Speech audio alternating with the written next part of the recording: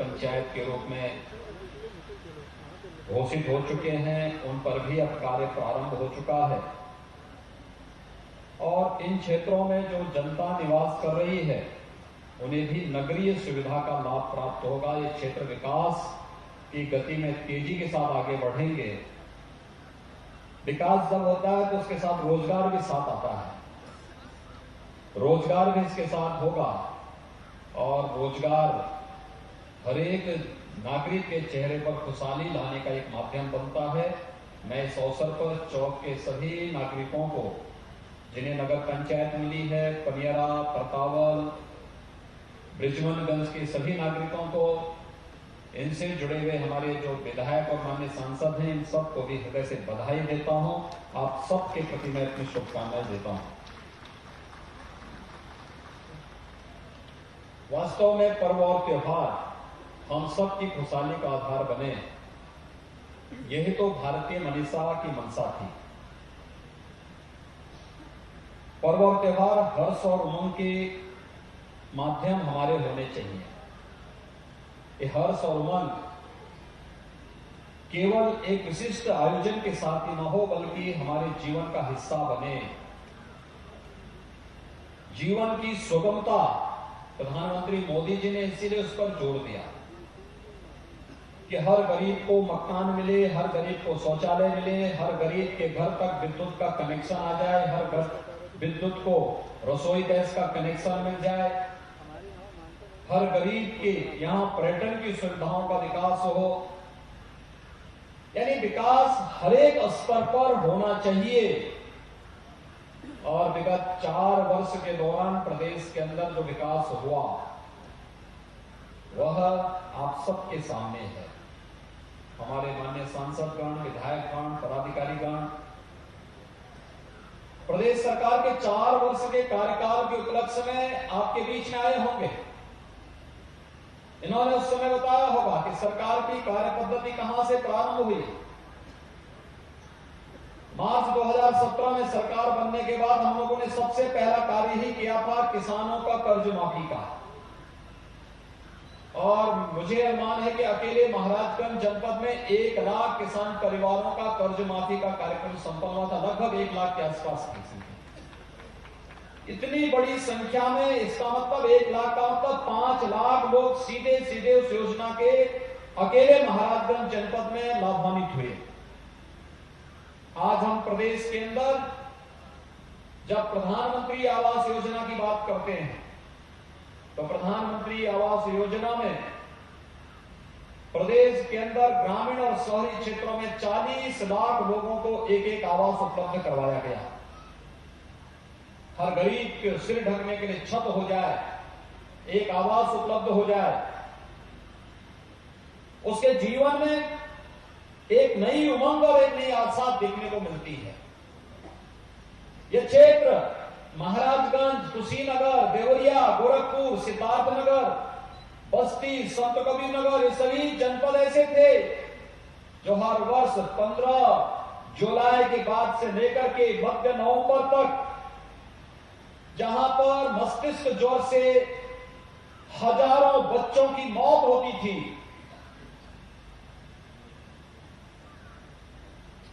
1 से लेकर के 15 वर्ष तक के इन बच्चों का मौत का सिलसिला 1977 से लेकर के 2017 तक लगातार जारी रहा।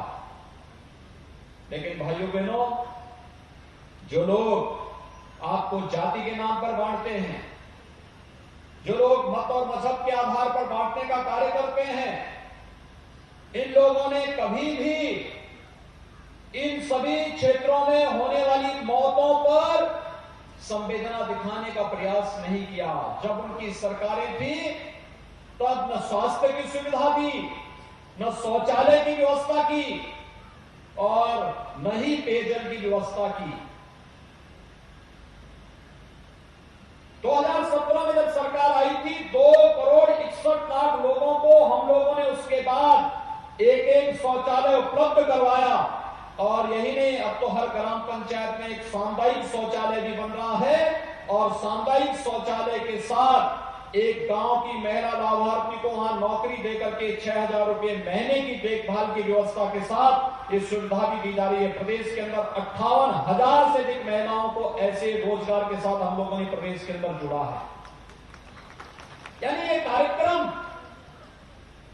ये स्वच्छ भारत अभियान का कार्यक्रम जिसमें घर घर शौचालय बनाए गए, इसने स्वच्छता के प्रति आम नागरिक को प्रेरित किया और इसी के कारण केवल 2 अभियान, स्वच्छ भारत अभियान और शुद्ध पेयजल की आपूर्ति के कारण आज मस्तिष्क ज्वर 75 से 80% नियंत्रण हुआ है और मौत के आंकड़ों को भी हम लोगों ने 95% से अधिक नियंत्रण करने में सफलता प्राप्त की। अब मौत इंसेफ्लाइटिस से नहीं हो सकती।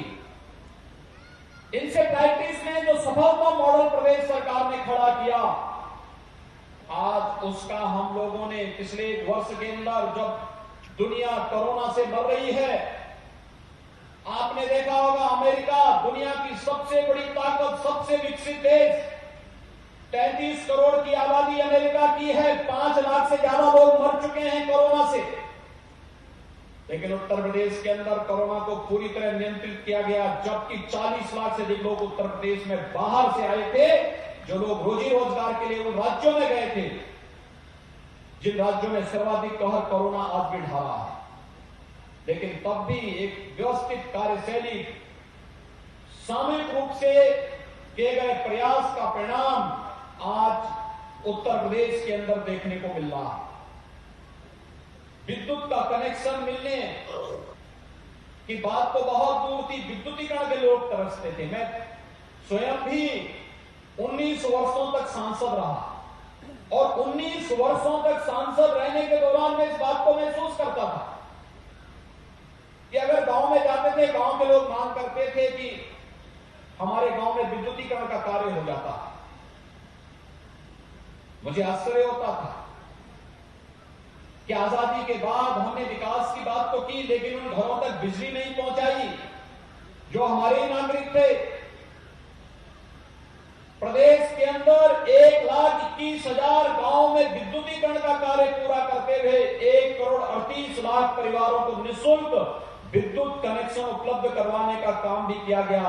और आज आप बिजली देखते होंगे, पहले सरकारें भेदभाव करती थी, चेहरा देख करके बिजली देती थी, क्षेत्र देख करके बिजली मिलती थी। आज तो प्रदेश के सभी 75 जनपदों में हर जिला मुख्यालयों को 24 घंटे बिजली की आपूर्ति की जा रही है। ग्रामीण क्षेत्रों में भी 16 से 18 घंटे की विद्युत की आपूर्ति की जा रही है। विद्युत के वितरण के साथ साथ शासन की योजनाओं में भी किसी प्रकार का भेदभाव किसी के साथ नहीं किया जा रहा है।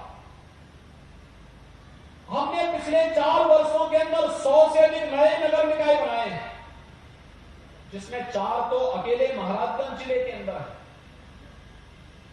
ये नगर निकाय लोगों के जीवन स्तर को उठाने के लिए, विकास की नई सोच पैदा करने के लिए, रोजगार की संभावनाओं को आगे बढ़ाने के लिए। जब चौक ग्राम पंचायत थी तब एक सफाई कर्मी चौक में रहा होगा, लेकिन अगर नगर पंचायत बन गया है, अब दर्जनों सफाई कर्मी चौक में लग जाएंगे जो स्वच्छता के अभियान के साथ जुड़ेंगे। सड़कें चौड़ी होंगी, जल निकासी की व्यवस्था होगी, पर्यटन विकास की संभावनाएं बढ़ेंगी, बस स्टेशन बनेंगे, यहाँ पे नगर पंचायत का अपना कार्यालय होगा और कार्यालय एक मिनी सचिवालय के रूप में कार्य करेगा। वहां पर सभी प्रकार की बुनियादी सुविधाएं गांव के लोगों को, गांव इस क्षेत्र के लोगों को, नगर पंचायत चौक से जुड़े हुए लोगों को चौक में ही उपलब्ध होती हुई दिखाई देगी।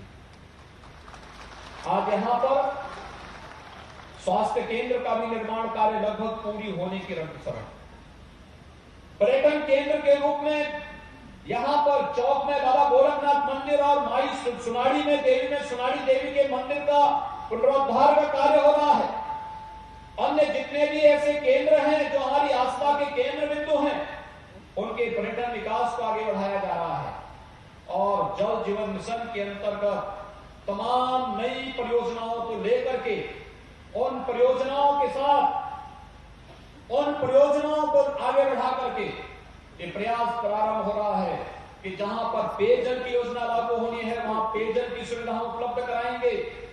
जहां पर सामुदायिक स्वास्थ्य केंद्र बनने वहां सामुदायिक स्वास्थ्य केंद्र बनेंगे। जहां सड़कें बननी वहां सड़कें बनेंगी। अब तो हम लोग नेपाल के बॉर्डर के साथ साथ एक बॉर्डर रोड का भी निर्माण कार्य करने जा रहे हैं, जो महाराजगंज जिले से प्रारंभ हो रहा है, ठूटीबाड़ी के पास से प्रारंभ हो रही है। और ये मार्ग आपको यहीं पर बैठ करके अपने वाहन से आपको सीधे पीलीभीत तक लेकर के चला जाएगा, उत्तराखंड के साथ जोड़ने का कार्य कर देगी। ये यहां के लोगों की सुविधा के साथ साथ सुरक्षा की दृष्टि से भी इस क्षेत्र में पुलिस की पेट्रोलिंग के लिए, एसएसबी की पेट्रोलिंग की दृष्टि से भी महत्वपूर्ण होगा, जिससे कोई भी व्यक्ति यहां की सुरक्षा के साथ सेंध नहीं लगाने पाएगा।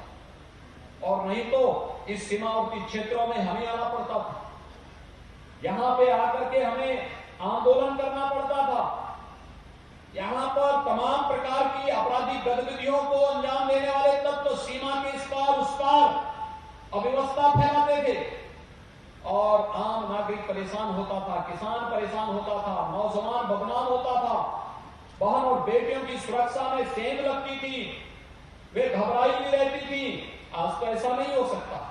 आज तो हर व्यक्ति खुश है, सर्वत्र खुशहाली का माहौल है और खुशहाली के इस माहौल को आगे बढ़ाने के लिए प्रदेश सरकार उसी स्तर पर कार्य करते हुए आज आगे बढ़ रही है।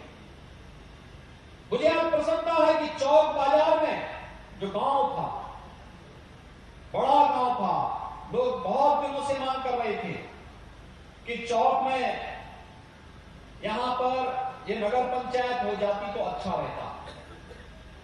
मैं धन्यवाद दूंगा चौक गांव के लोगों को और उसके आसपास से जुड़े हुए उन गांव के लोगों को जो चौक नगर पंचायत में शामिल हुए हैं, इन्होंने बहुत सहजता के साथ ग्राम पंचायत से अब नगर पंचायत की तरफ लोग बढ़े हैं। और विकास अगर अच्छी दिशा में आप लोग किए तो आज तो नगर पंचायत बनी है, इसके बाद नगर पालिका बनेगी और आबादी 5 लाख से ऊपर जब किसी नगर पालिका परिषद की हो जाती है तो नगर निगम भी बन जाता है। नगर निगम बनने का मतलब सभी प्रकार की आधुनिक सुविधा वहां पर उपलब्ध होती हुई दिखाई देती है, व्यक्ति का जीवन स्तर उठता है, रोजगार और नौकरी की संभावनाएं बनती है। ये सभी चीजें एक साथ जुड़ती हैं। यहां पर नई नई चीजें बनेंगी, नई नई चीजें देखने को मिलेंगी। आपने विगत 4 वर्षों के दौरान बदलते हुए महाराजगंज को, बदलते हुए चौक बाजार को, बदलते हुए इस क्षेत्र के अन्य क्षेत्रों को देखा होगा। ये परिवर्तन एक शाश्वत व्यवस्था का हिस्सा बनना चाहिए और उस परिवर्तन के हम सब साक्षी बन सकें, इस भाव के साथ ही आज मैं यहां पर होली के एक दिन पहले आया हूं। याद रखना, हमारे पर्व हर उमंग और उत्साह के होते हैं। पिछली बार मैं शिवरात्रि के दिन आया था और शिवरात्रि के दिन आकर के यहां पर मुझे दर्शन करने का भी सौभाग्य प्राप्त हुआ था और साथ साथ यहां की तमाम उन परियोजनाओं के साथ हम लोग जुड़े थे। आज होली के एक दिन पहले आप सबके साथ जुड़ने, यहां पर मिलने, योजनाओं के लोकार्पण करने और नई परियोजनाओं को यहां पर देने का एक अवसर मुझे प्राप्त हुआ है।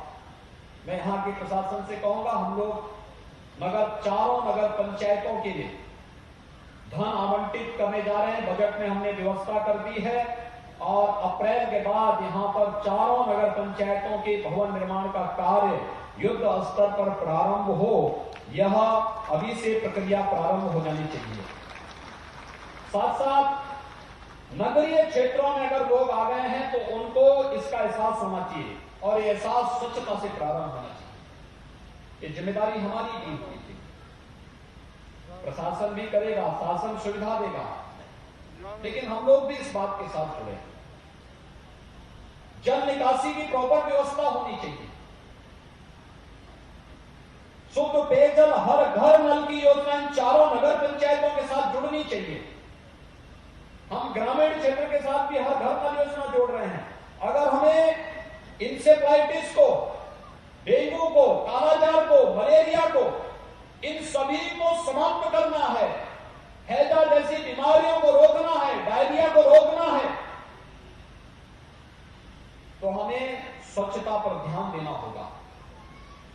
शुद्ध पेयजल की आपूर्ति के साथ जुड़ना होगा।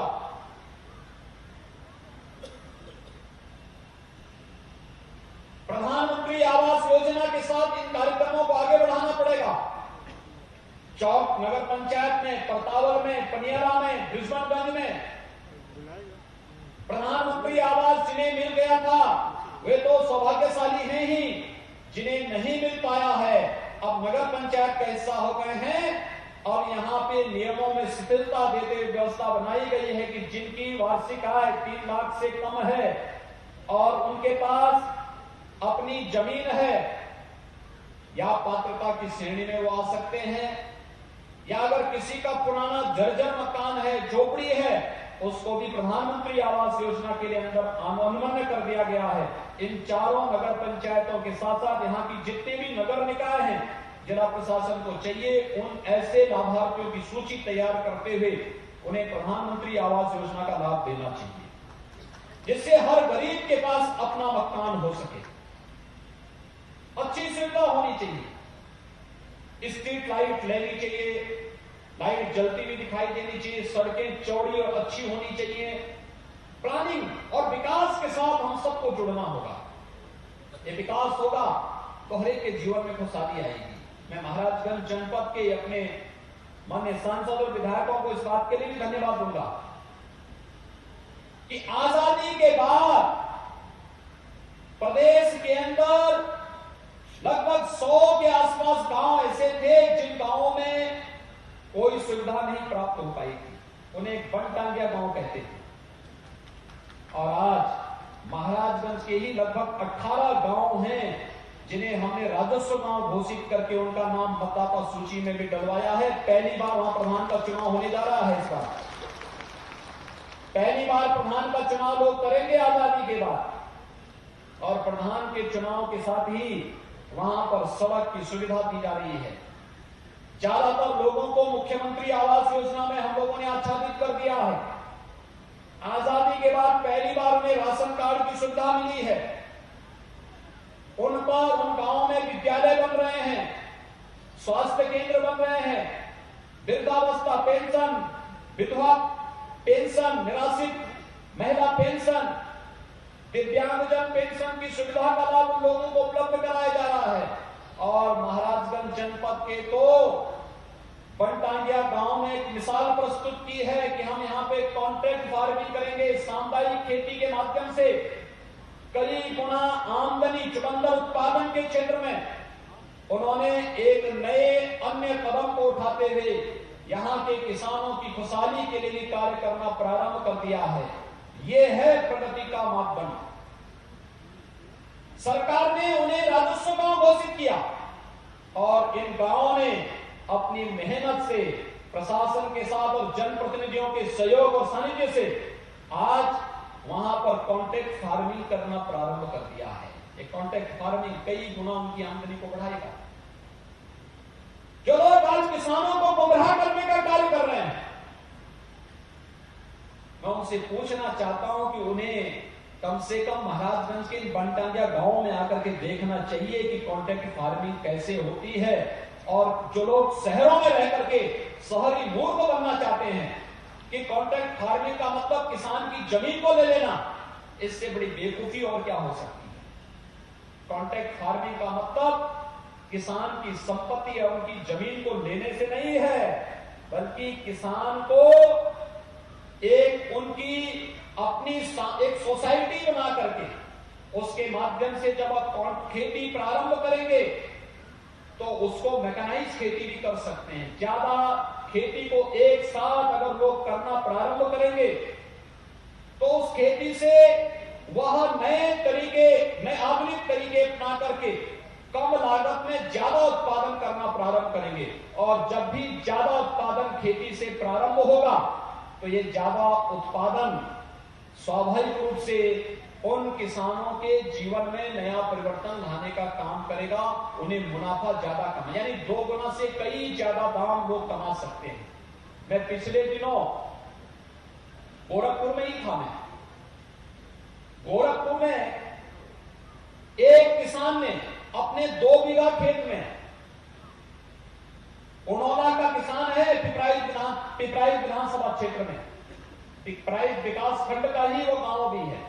उनोला का वो किसान 2 बीघा खेती में स्ट्रॉबेरी की खेती किया और वह एक प्रदर्शनी में जिस दिन किसान कल्याण मेला था गोरखपुर में, जब मैं उसका उद्घाटन करने के लिए गया तो मैंने पूछा वहां पर, मैं अचानक उस स्टॉल में गया और मैंने उस किसान से पूछा, मैंने कहा स्ट्रॉबेरी कहां से आया? उसने कहा मैं उत्पादन कर रहा हूं। मैंने कहा कहां? उसने कहा उनोला में, उनोला गांव में। मैंने कहा कितने में आपने किया? उसने कहा 2 बीघा में। मैंने कहा कुछ मुनाफा हुआ? उसने कहा हाँ।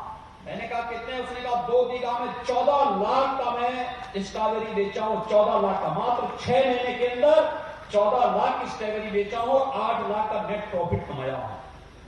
भाइयों बहनों, ये प्रॉफिट अन्य किसान भी कमा सकते हैं, कहीं स्ट्रॉबेरी लगा करके, कहीं ड्रैगन फ्रूट लगा उसका उत्पादन करके, कहीं पर केले की खेती। केले तो महाराजगंज और आपका कुशीनगर जनपद पहले से विख्यात है, सब्जी की खेती करके यहां पर पहले से ही गन्ने की खेती को यहां के लोग विगत 100 वर्षों से अधिक समय से गन्ने की खेती कर रहे हैं। यहां की जो पुरानी चीनी मिलें थी, वे चीनी मिलें भी 1905 से लेकर के 1920 और 30 के बीच में लगी थी। ये घुगली की चीनी मिल, आनंदनगर की चीनी मिल, सिसवा की चीनी मिल, ये जो पुरानी चीनी मिलें थी, ये उतनी पुरानी थी। इसका मतलब गन्ने की खेती उससे पहले से थी और गन्ने की खेती के माध्यम से उत्पादन, अधिक मुनाफा कमाना यहां के किसान पहले से करते थे। आज कॉन्ट्रैक्ट फार्मिंग का जो कानून है वह प्रधानमंत्री जी ने बार बार कहा है, वह एक विकल्प है, बाध्यता नहीं। किसान को लगता है उसे लाभ मिलेगा तो करे, नहीं लगता तो किसान कतई किसी के साथ कॉन्ट्रैक्ट न करे, उस पर निर्भर करेगा। लेकिन कुछ लोग जिन्हें विकास अच्छा नहीं लगता, वे लोग किसानों के कंधों पर बंदूक रख करके अव्यवस्था और अराजकता का माहौल पैदा करने का प्रयास कर रहे हैं। हम लोगों ने पिछले वर्ष धान का क्रय किया था 52 लाख मीट्रिक टन और अधिनियम लागू होने के बाद इस बार किसानों से धान क्रय हम लोगों ने किया था 68 लाख मीट्रिक टन, यानी लगभग 16 लाख मीट्रिक टन अधिक धान की क्रय किया। एमएसपी किसान के खाते में दिया। कहा जा रहा है कि मंडियां बंद हो जाएंगी, मंडियां तो बढ़ रही है। आज भी हमने एक मंडी का शिलान्यास किया, महाराजगंज जिले में भी किया। ये गुमराह करने वाली बात वे लोग कर रहे हैं जिनको जमीनी हकीकत की जानकारी नहीं। और मैं धन्यवाद दूंगा महाराजगंज जनपद के सभी किसानों को, जिन किसान बंधुओं ने गुमराह हुए बगैर अपनी खेती की, उन्नत खेती की तरफ ध्यान देकर के महाराजगंज जनपद के अंदर हर एक नागरिक के जीवन में खुशहाली लाने का काम किया और किसान आंदोलन से अपने आप को दूर रखा कि नहीं, हमें इस प्रकार की किसी भी गुमराह हुए आंदोलन को जो अव्यवस्था और अराजकता का कारण बनेगा, हम इसमें समर्थन नहीं करेंगे। इस संकल्प के साथ जो लोग आगे बढ़े। एमएसपी सरकार इसकी गारंटी दे रही है। एमएसपी पे अभी हमने 1 अप्रैल से गेहूं क्रय केंद्र स्थापित होने जा रहे हैं। लगभग 6000 गेहूं क्रय केंद्र हम प्रदेश के अंदर स्थापित कर रहे हैं और पहले से ही गेहूं का न्यूनतम समर्थन मूल्य भी घोषित कर दिया है। ये किसान पर निर्भर करता है कि अगर न्यूनतम समर्थन मूल्य से भी दाम किसान को बाजार में मिलता है तो किसान स्वतंत्र होगा कि बाजार में अपना उपज देकर के वहां से ज्यादा मुनाफा कमा सकता है।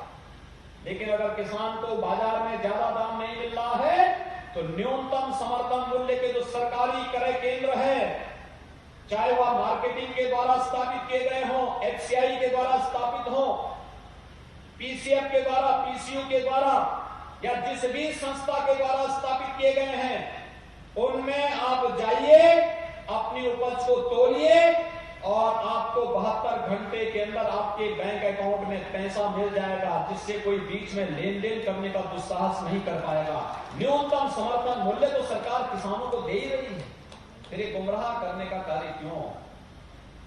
ये वही लोग हैं जिन्हें विकास अच्छा नहीं लगता है। आज तो देश के अंदर हाईवे बन रहे हैं, रेलवे की लाइन बिछ रही है, एम्स बन रहा है, आईआईटी बन रहे हैं, आईआईएम बन रहे हैं। आपने देखा होगा गोरखपुर का एम्स बन करके तैयार हो गया है। गोरखपुर में फर्टिलाइजर कारखाना जो 26 वर्ष पहले बंद हो चुका था, फिर से जुलाई माह के बाद फिर से धुआं उगलता हुआ दिखाई देगा। यहाँ के नौजवानों को नौकरी भी देगा, किसानों को सस्ते में अच्छी खाद भी उपलब्ध करवाएगा। एक लंबी श्रृंखला बन रही है और अब तो सरकार ने यह भी तय किया है, जिन जनपदों में कोई मेडिकल कॉलेज अब तक सरकार नहीं बना पाई है, ऐसे 16 जनपद हैं। उन 16 जनपदों में पीपीपी मोड में सरकार एक पॉलिसी लेकर के आ रही है। उसके तहत विशेषज्ञ स्वास्थ्य सुविधा उपलब्ध कराने के लिए मेडिकल कॉलेज भी स्थापित करने जा रही है, जिसमें महाराजगंज जिला भी एक है। भाइयों बहनों, ये प्रत्येक नागरिक के जीवन में बेहतर सुविधा उपलब्ध कराने की सरकार की मंशा का हिस्सा है और मैं यहां के जनप्रतिनिधियों को हृदय से धन्यवाद दूंगा कि उनके द्वारा विकास कार्यों में रुचि ली जाती है। ये जो पत्थर में शिलान्यास और लोकार्पण के कार्यक्रम हो रहे हैं, ये इनकी रुचि का परिणाम है कि जहां सड़क नहीं वहां सड़क बनेंगे, जहां पेयजल की सुविधा नहीं वहां पेयजल की सुविधा उपलब्ध होगी, जहां बिजली नहीं पहुंच पाई है वहां बिजली उपलब्ध कराएंगे, जहां पे नगरीय सुविधा की आवश्यकता है वहां नगरीय सुविधा उपलब्ध करवाएंगे, जहां स्वास्थ्य की सुविधा नहीं वहां स्वास्थ्य की सुविधा उपलब्ध कराएंगे और जहां पर लोग आजादी के बाद से ही बुनियादी सुविधाओं से वंचित थे, उन लोगों तक बुनियादी सुविधा उपलब्ध कराने का कार्य करेंगे। यह कार्य बखूबी आज आपके महाराजगंज जनपद में भी हर एक जगह उपलब्ध करवाने का कार्य किया जा रहा है। मैं महाराजगंज जनपद के सभी नागरिकों को लगभग 280 करोड़ रुपए की लागत की परियोजनाओं के लोकार्पण और शिलान्यास कार्यक्रम के अवसर पर हृदय से बधाई देता हूं, अपनी शुभकामनाएं देता हूं। आप सभी को होली की मंगलमय शुभकामनाएं आप सबके लिए व्यक्त करता हूं। होली उत्साह और उमंग का पर्व है और इस उत्साह और उमंग के साथ अपने पर्व और त्योहार को मनाएं। लेकिन मेरी आप सबसे विनती होगी, कोरोना के खिलाफ देश की लड़ाई बहुत अच्छे ढंग से आगे बढ़ रही है। 60 साल से ऊपर के जो भी व्यक्ति हैं वे वैक्सीन जरूर लगवा लें और 1 अप्रैल के बाद से एक व्यवस्था बनने जा रही है कि 45 साल की उम्र के लोगों को भी वैक्सीन लगेगा। वैक्सीन लगाने का काम युद्ध स्तर पर आगे बढ़ना चाहिए। मैं जिला प्रशासन से भी कहूंगा कि स्वास्थ्य विभाग और जिला प्रशासन मिलकर के जनप्रतिनिधियों के साथ मिलकर के एक ऐसी रणनीति तैयार कर ले जिससे हर एक व्यक्ति को जो भी 45 साल से ऊपर का है पहले चरण में उनको हम वैक्सीन लगाने का काम समयबद्ध ढंग से आगे बढ़ाएं। लेकिन सावधानी और सतर्कता आवश्यक है। अभी भी भाभी लोगों ने वैक्सीन आने के बाद बहुत सारे लोगों ने मास्क हटा दिए। मास्क आपको बचाएगा, इन्फेक्शन से बचाएगा। दूसरा, किसी चीज को आप छूते हैं तो सैनिटाइजर से हाथ साफ कर लें, या सैनिटाइजर नहीं है तो साबुन से पानी से हाथ धो लें। महाराजगंज जिले में तो पानी की कमी भी नहीं है। स्वच्छता और सोशल डिस्टेंसिंग का पालन हर हाल में हमें करना होगा, मास्क लगाना होगा और यह सावधानी निरंतर बनाए रखनी पड़ेगी। याद रखना कि ये सावधानी और सतर्कता ही हमें बीमारियों से बचा सकती है और बीमारी में उपचार से महत्वपूर्ण बचाव होता है।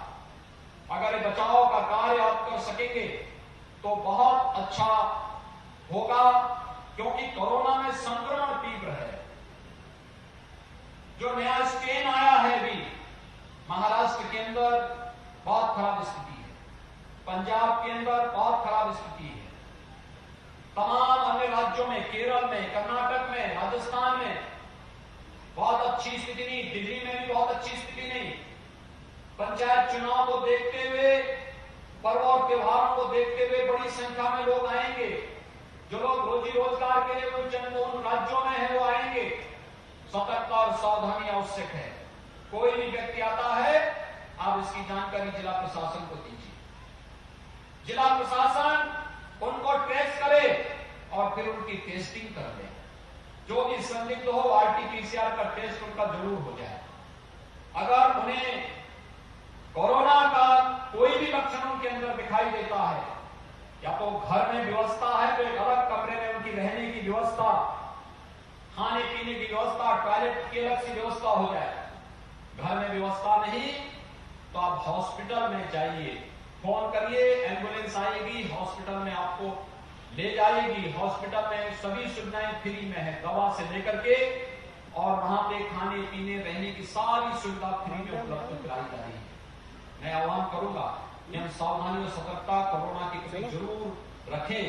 पर्व और त्योहार ये हर्ष और उमंग के त्योहार जरूर हैं, उल्लास के जरूर हैं, लेकिन हमें सावधानी और सतर्कता के प्रति आगाह भी कर रहे हैं। हम लोग होलिका दहन का कार्यक्रम कल करेंगे, लेकिन होलिका दहन बुराइयों को समाप्त करने का, बुराइयों को छोड़ने का आयोजन होना चाहिए। खुले में शौच नहीं करेंगे, गंदगी नहीं करेंगे। कहीं बाल विवाह है तो बाल विवाह नहीं होने देंगे, कहीं छूआछूत और अस्पृश्यता का भाव है तो इसको नहीं पनपने देंगे। समाज में कहीं कोई कुरीति है, उस कुरीति को दूर करेंगे। एक भाव पैदा होना चाहिए, समाज के प्रति एक आत्मीयता का भाव होना चाहिए, विकास के प्रति एक सोच होनी चाहिए, देश के प्रति एक सोच होनी चाहिए। और इस सोच को आगे बढ़ाने के लिए ही आज हम सब यहां पर उपस्थित हुए हैं। मैं एक बार फिर से महाराजगंज वासियों को 280 करोड़ रुपए की परियोजनाओं के लोकार्पण और शिलान्यास के लिए हृदय से बधाई देता हूं। जनप्रतिनिधियों ने जो प्रयास किया है इन योजनाओं को लाने के लिए, इसके लिए उनकी प्रशंसा करते हुए उन सबको हृदय से धन्यवाद देता हूं। चौक वासियों को विशेष रूप से, जिन्हें नगर पंचायत मिली है, नगर पंचायत के साथ यहाँ तमाम प्रकार के कार्य होते हुए दिखाई दे रहे हैं। आगे भी विकास के कार्य तीव्र गति से आगे बढ़ेंगे। इस विश्वास के साथ मैं आप सबको हृदय से बधाई और शुभकामनाएं देता हूं। होली की मंगलमय शुभकामनाएं आप सबके प्रति। धन्यवाद। जय हिंद, जय देश, श्री राम।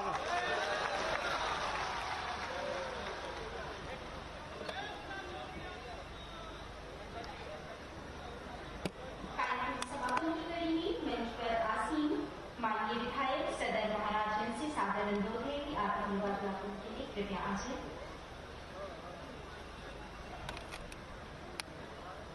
शिवापाई महायोगी गुरु गोरक्षनाथ की धरती पे उत्तर प्रदेश के यशस्वी मुख्यमंत्री परम पूज्य योगी आदित्यनाथ जी महाराज का महाराजगंज सदर विधानसभा की तरफ से आपका हार्दिक वंदन, अभिनंदन, स्वागत करता हूं। आपके आने से चौक बाजार 2 साल पूर्व हमने इसी मंच से आपसे आग्रह किया था कि चौक बाजार को नगर पंचायत